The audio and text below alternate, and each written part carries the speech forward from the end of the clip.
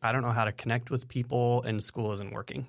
The only way I could address all that stuff I was going through was through like being alone in a room with an instrument, sitting down with it, processing all my feelings and my thoughts through this instrument, right? Because I didn't know how to communicate verbally, but I could communicate and navigate my feelings through music. So I'm really hoping the space and all of our programs going forward do that for people that are falling through the cracks in a traditional school setting or can't find their outlet.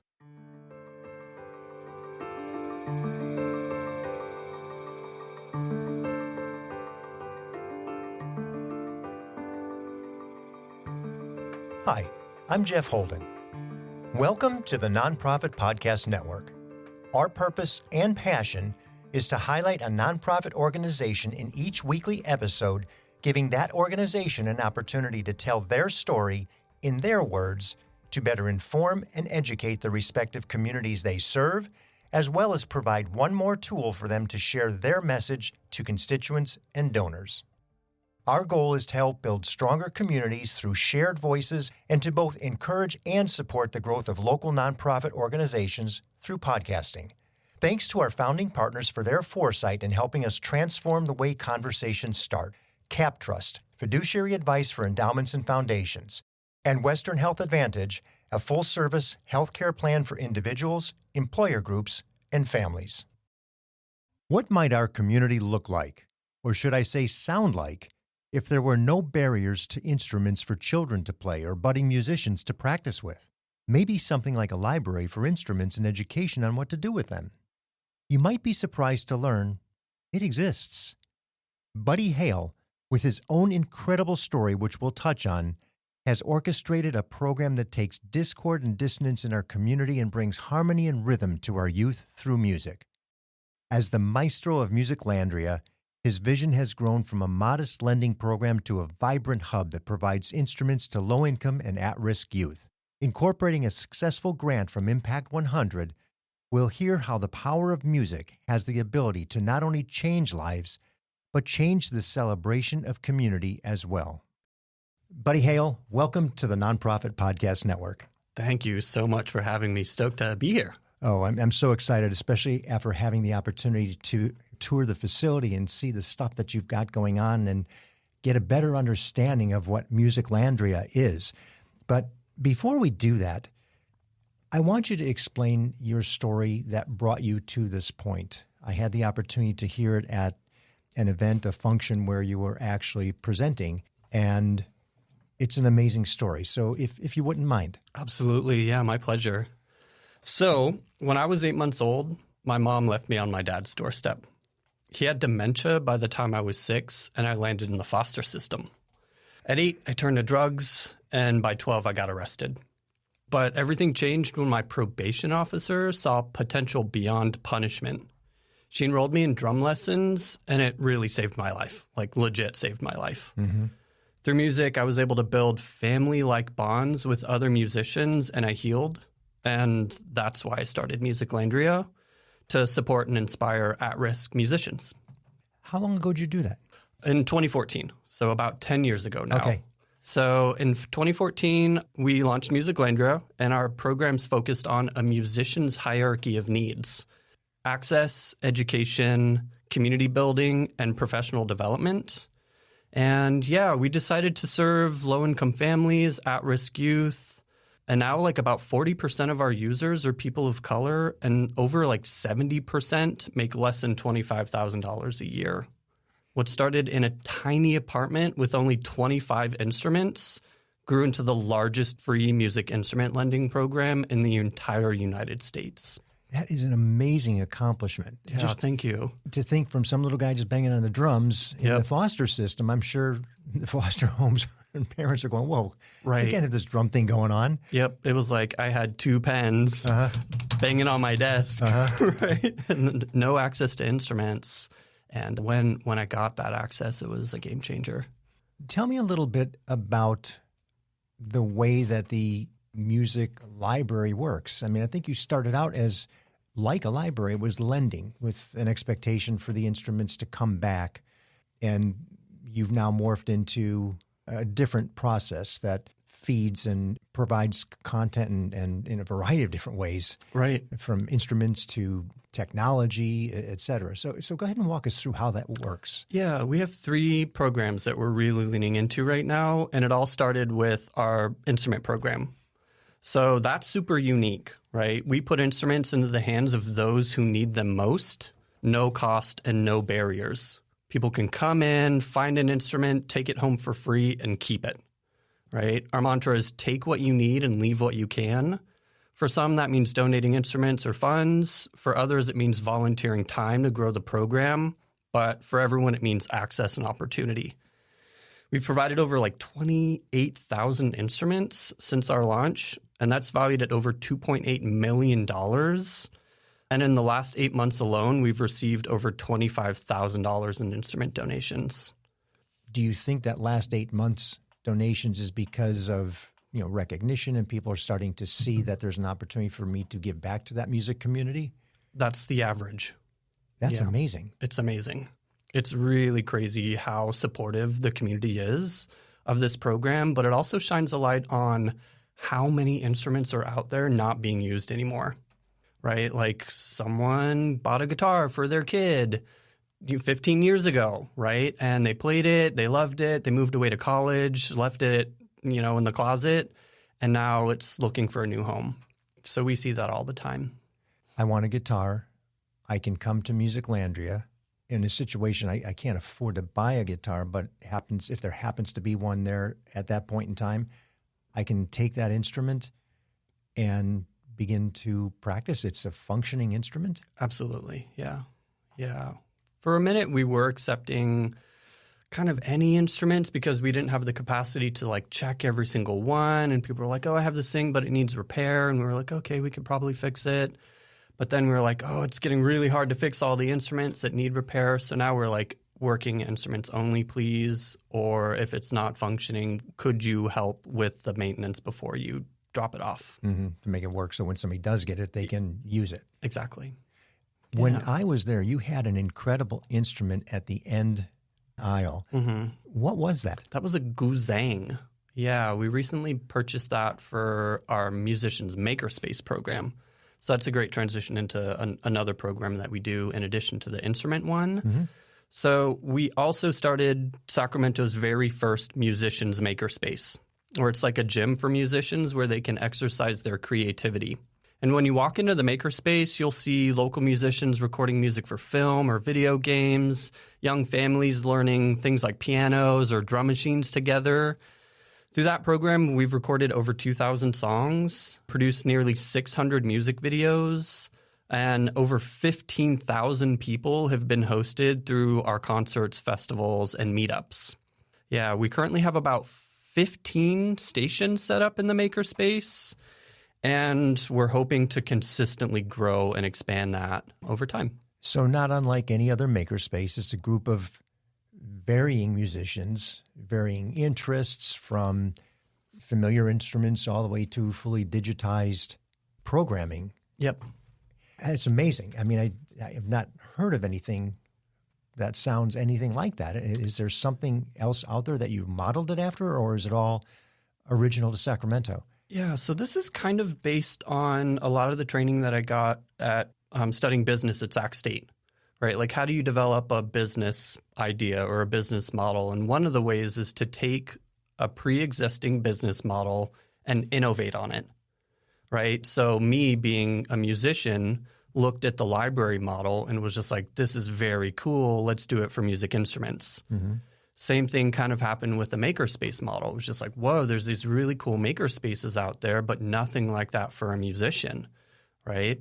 And I did kind of the same thing there, being like, what would a makerspace for musicians look like? Is the makerspace, is it a fee? Do you pay to spend time in it? How does it work? We're using that as a way to try to generate revenue and support our instrument program, which is totally no fee, right? Mm-hmm. It's all based on a sharing economy, essentially. So we've got an hourly rate for the makerspace, a monthly rate, a quarterly rate, and an annual rate, giving people options to choose how they want to engage or test it out, right? Like see if they, they can try an hour and then see, oh my gosh, this was really cool. I want to do a month or a year. Not to mention just the collaboration of the people that are in those other 15 spaces, or 14 if you're in one. Right. You meet people, you learn things, and you get to engage in the community in a different way that you maybe hadn't before. I'm familiar with some musicians, and they're shy. Right. Going out and selling themselves is not what's easy for them to do, but here you're amongst your peers. Right. And that tends to really breed some interesting relationships as a result. I totally agree. Yeah. We see that a lot too. Before I launched the Makerspace, we sent out an interest form to see like, hey, if we started this, what kind of services would you like to see as part of this program? And the number one thing was access to a community event space, because their musicians are shy, but they really want community, right? They really want family-like bonds, and they want to connect with people, share ideas, get inspired by other people.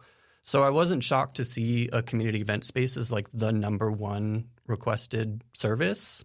But after that, it was like access to an all-ages music venue. So that was really big too, kind of nestled in with a community event space. The second biggest need was just a spot to meet other musicians, right? So we put that really high up on our makerspace, being like, okay, well, we have these stations, but they're not isolated from the one right next to it. So we connected some of these musicians' makerspace stations so the person across from you can hear what you're doing, and you can collaborate with them, write, record, and just, make music with them. And I know so importantly is the acceptance. In many cases, the traditional model, the traditional experience of whether it be career or school, whatever, for a musician is a little different. They tend to stand out. It's a creative application that's so unique. You don't have the acceptance that you would as somebody who fits that mold a little bit more commonly.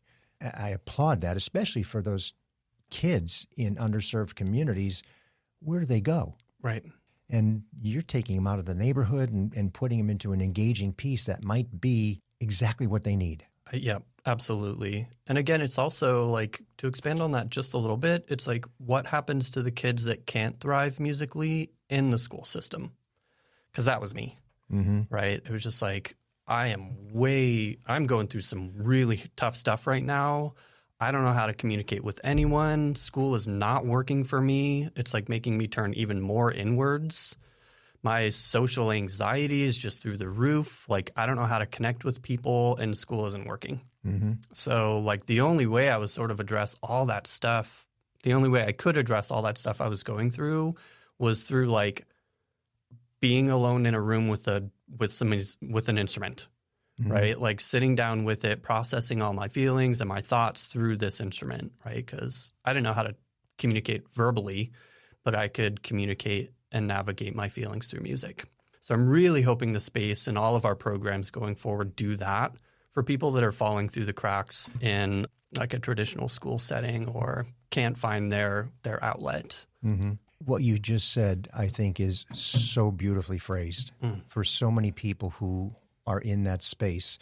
And collectively, we would say surely it starts in this scholastic academic setting, but there's people who are 30, 40, 50, 60 years old who never got out of it. Right. They were never able to express themselves appropriately. And if I'm not mistaken, there isn't an age limit on the makerspace or the use of the instruments. No way. Yeah, not at all. And you do see some adults coming in and 35, 45, 50 plus. Absolutely. Or people coming in with their families, right? We get a lot of full families coming in, right? Where it's like a mom, a dad, their kids, maybe even like their grandparent coming in with a grandkid, and they'll be like messing around with music together. And that's really fun too, because it doesn't have to be one person at one station. I think the ultimate goal is just like people making music together and building whatever that is, in real time, connecting through music together or doing it solo if they need to, right? So I love it when like someone 50 plus comes in with someone that's 5. Oh, that's fantastic. Right? And like they a grandparent, grandchild or something? Right. And they're learning a synthesizer together.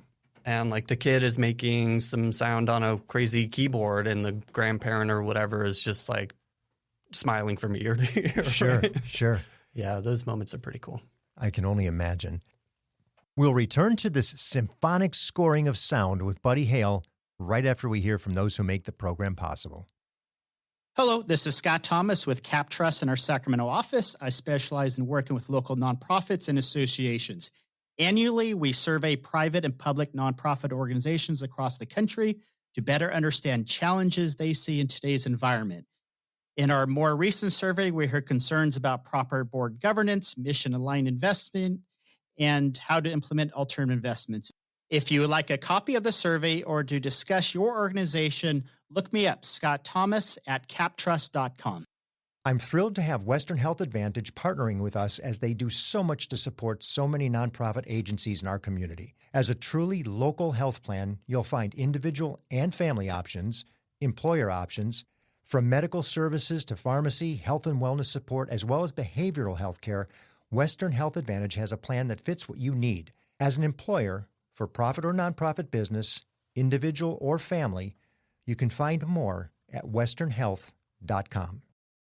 Tell me a little bit about the collaborative effort, the people and the outreach that you've got into the community, because the music community, I would imagine, at some point figures it out. They know you're there. There's a lot of word of mouth, et cetera. But you mentioned yourself as a foster kid, and there are many organizations that deal with foster children and underserved communities.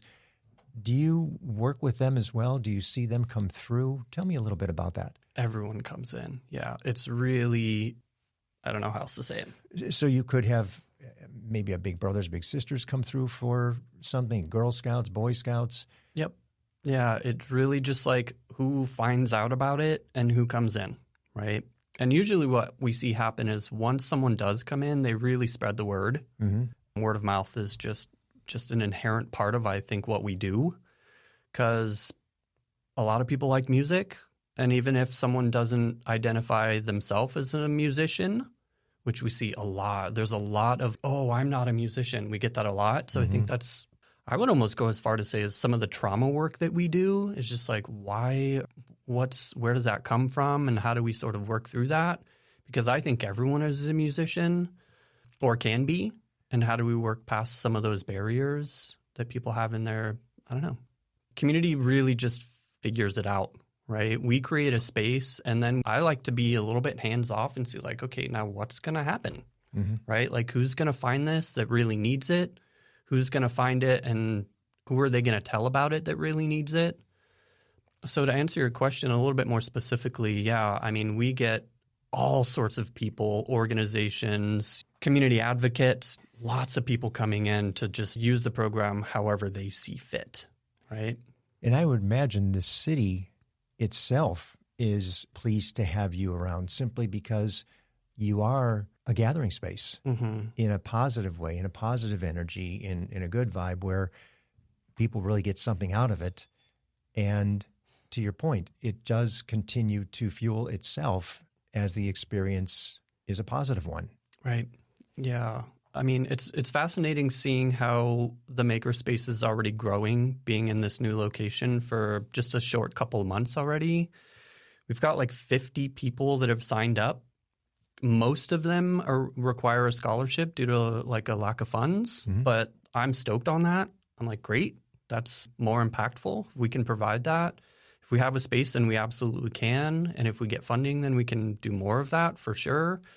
But what I'm seeing with a lot of the people that have signed up already are they just show up. They show up, they hang out, they make some music, they see someone else come in, they start conversations with these other people, and then they start practicing together. So part of the makerspace is practice space. That was another huge request from our community.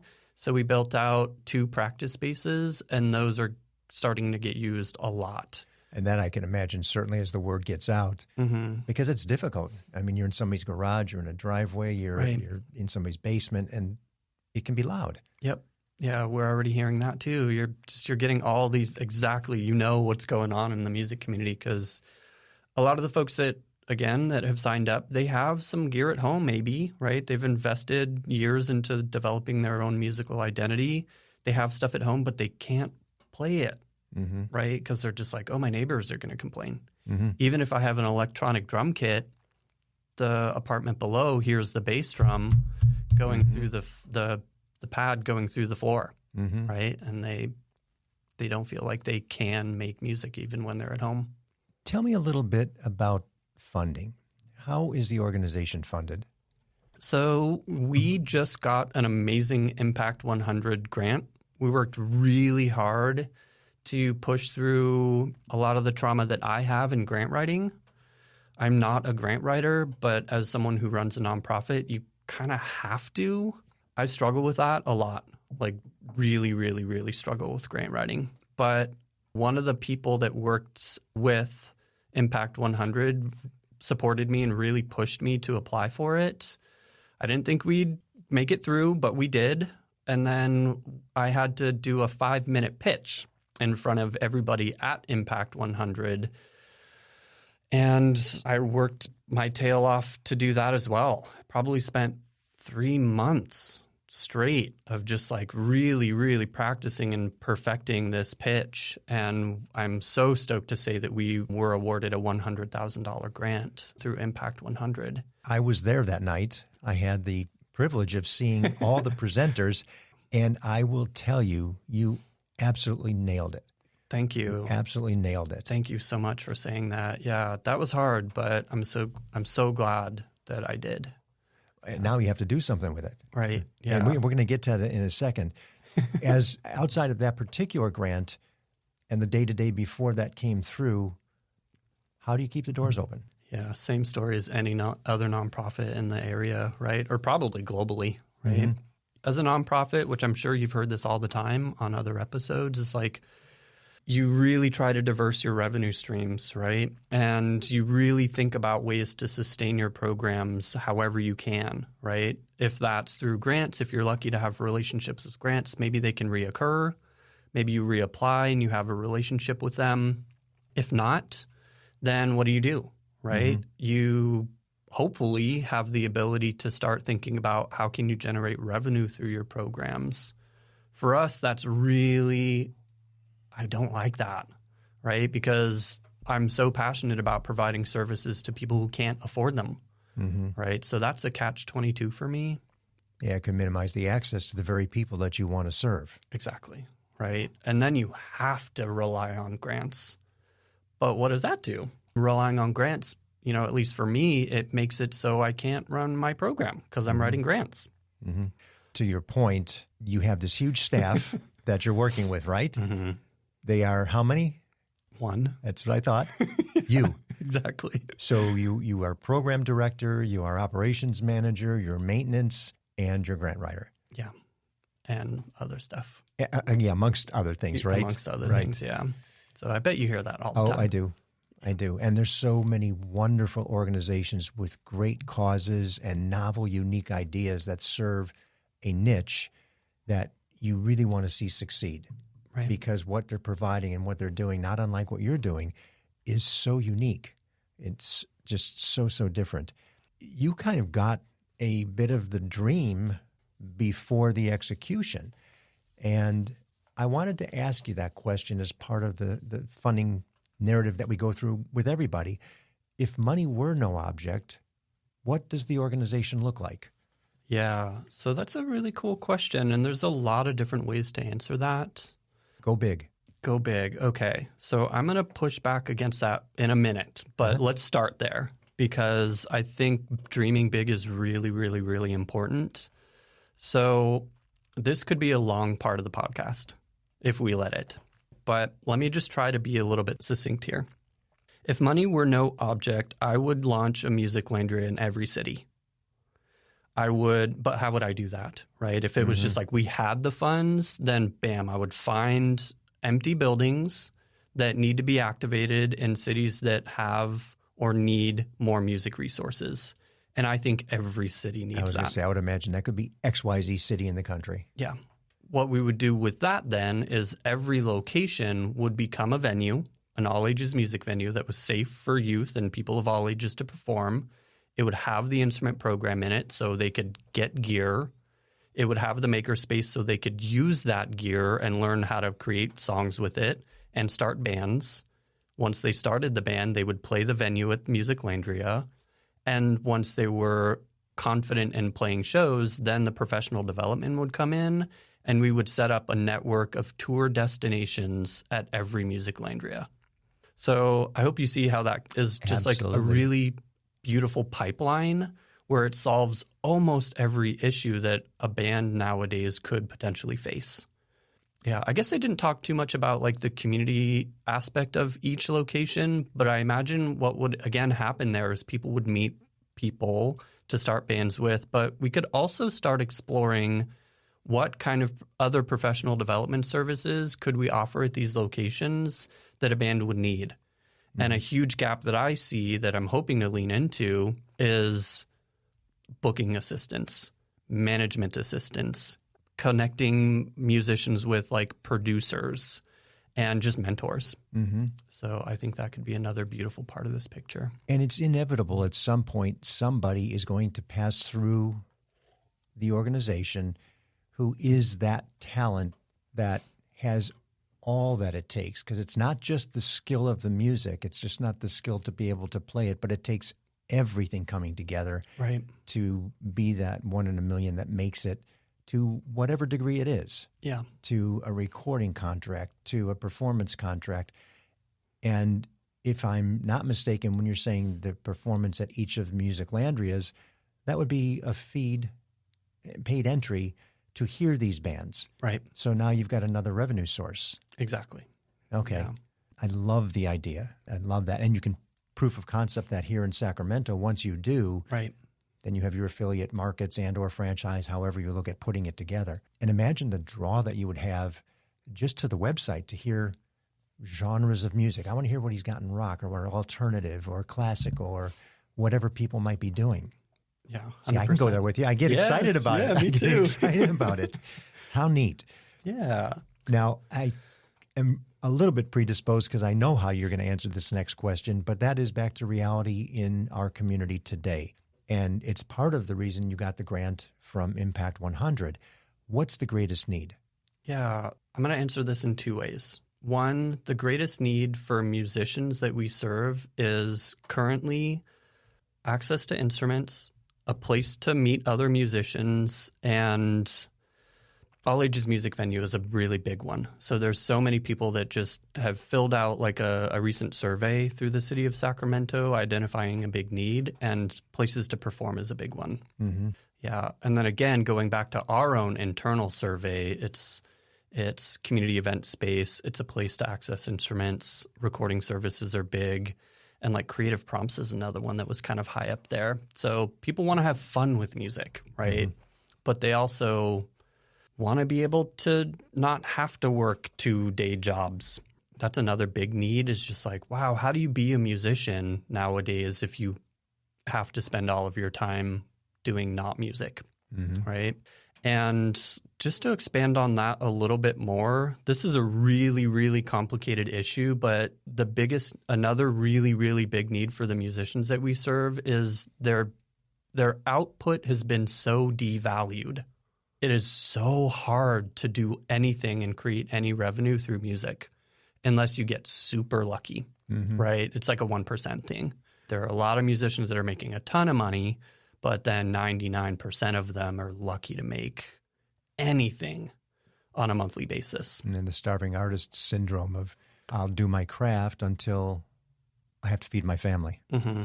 So, yeah, I mean, I hate to give this answer, but I think there just needs to be a huge shift in the way that we as people living in 2025 value music. Right? Well, it's the arts in general. The arts in general. It truly is the arts in general. 100%. Yeah. So that's the real answer, but that's the real and the real complicated answer. And today you need a place for all these instruments. They have to be distributed and exposed and available, as well as your makerspace. Right. That can be expensive. Yep. Because it becomes a leased situation. You were in between by the time you were making the presentation for Impact 100 of losing an existing space and having everything in your garage? Exactly. Which can only hold so much. Yep. That was brutal. Yeah. Certainly not 2 cars. No way. Yeah, so that's the second part of this answer, is just like, what does Musiclandria need to be able to like serve the musicians that we're hoping to serve? And yeah, I mean, first things first, we need a space. I mean, how do you do our kinds of programs without a space, right? So I think about that a lot. We're really close to hopefully having a permanent location or a semi-permanent location, but it really starts there, right? We need a spot to host shows, to build out and improve our makerspace, and at the very least, run our instrument program. Right. Well, not to mention the performing studios is so big. Having that ability to have a performing space that we talked about earlier, people really need that. Right. Yeah. And that takes room. It takes room. Yeah. That's been our constant challenge for the last 10 years is space. Right. We've probably had about eight different locations over the course of our history. So ideally, this Impact 100, $100,000 will help get you into a more secure space to where maybe you can lock it up for 3, 4, 5 years. Yep. And at that point in time, that's one headache off your shoulders you don't have to worry about. You can focus on other things. Yep. Focus on sustainability. Correct. Exactly. Yeah. That's the big goal for this Impact 100 grant is to provide security, find a space for 2 years, right? If not more. Correct. So if we have any landlords out there who are listening, who have a warehouse space that they'd like to contribute and help with some tenant improvements, we have a tenant looking for the right opportunity. Right. Or if you have an empty building in whatever city you're in and you think Musiclandria would be an incredible resource in your community, hit me up. If you are an amazing musician that has, made millions over the course of your career and you wouldn't have been able to get started in music if you didn't get your first access to whatever the instrument was. If your story, has any ties with what we're doing, hit us up, right? So that would be the miracle that I think we're kind of hoping for and waiting for. Right? Well, I know the intent is to have access. You have to be able to get access to, whether it be to the music community, to the community of the real estate community, to do your thing. Ideally, access to the musicians where somebody does say, I get it. Right. I was there. That was me. Right. And I want to see this thing play out to where it benefits so many others. And I've made mine. I've had my success, and I want to give it back. Right. And hopefully just this story and the work that you're doing and the continuous work that you're doing gets you out there more and more and more. The best way to get a hold of you is what? Website is really good. We have contact forms on there, all the information about our programs. There's even a support link if you want to volunteer or contribute to our programs. Pretty active on Instagram as well. If you're not into going on websites, you can follow us there, just Musiclandria. And I will put the handles for those on the show notes as well as the website, which is musiclandria.com. And for those who are watching on the YouTube channel, you can see it right behind Buddy here. There it is. On the screen. Buddy, what you're doing is so cool for the community. It's so unique. I was really anxious once I had heard about you and saw your presentation at the Impact 100 event. I said, I have to talk to this guy. This is such a neat program.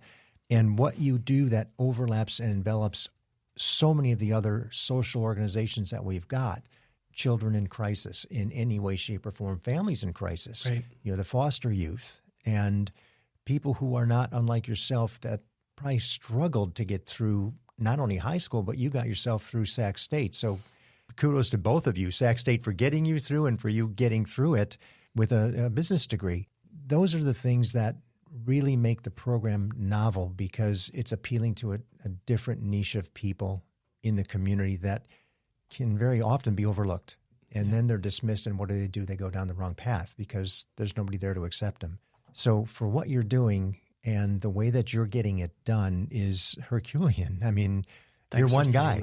Thank you for saying that. We have to get you some support. And I'm excited because I will share with a variety of other people that I know might have an interest in working with, participating in some way, shape, or form, just as a result of our platform.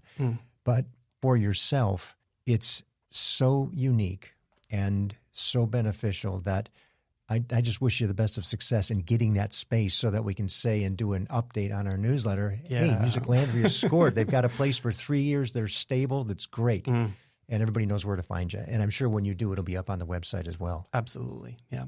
Well, Buddy, continued success. Thank you. Thank you for what you're doing. My pleasure. Yeah. It's going to be an awesome year. Absolutely. Let's see what we could do. Absolutely it is.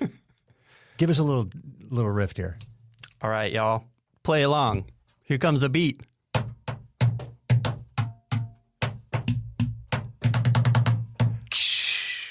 And you used everything in front of you. Yes. Buddy, thank you so much. You bet. Thank you.